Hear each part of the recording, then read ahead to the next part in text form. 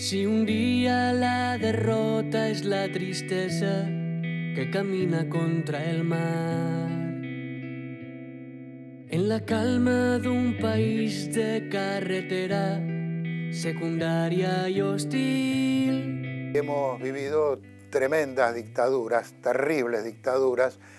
Hubo censura, hubo persecución, hubo exilio, hubo muerte, ¿no? Un país sin memoria no puede existir. Hay gente que no se lo cree y para eso sirve la memoria. Para eso sirve reflejar la memoria. Que la historia no se salte ni dos versos, que no pare a respirar.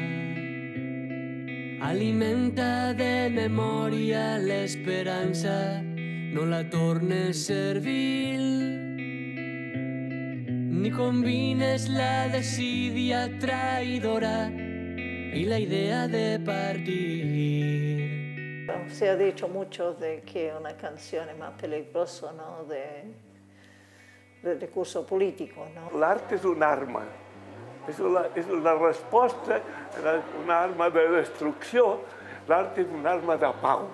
Una de las primeras cosas que hicieron los militares el día del golpe fue una operación que se llamó Operación Silencio. De Víctor Jara, un artista que se jugó toda su vida y le costó la vida. Intentemos un país donde haya mucha cultura, mucho arte, tratar de combatir eso a través de la cultura y del teatro, de la música, de la danza, de los libros. Por eso odian tanto a los artistas. Un idioma no es problema, ni es excusa, ni es coartada del poder.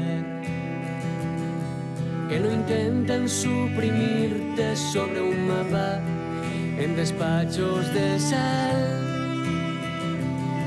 No podrán apagar una estrella ni desconectar el sol.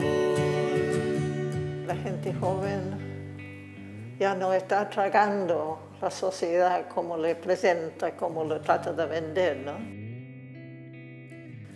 Eso me da esperanza, eso me da esperanza para el futuro.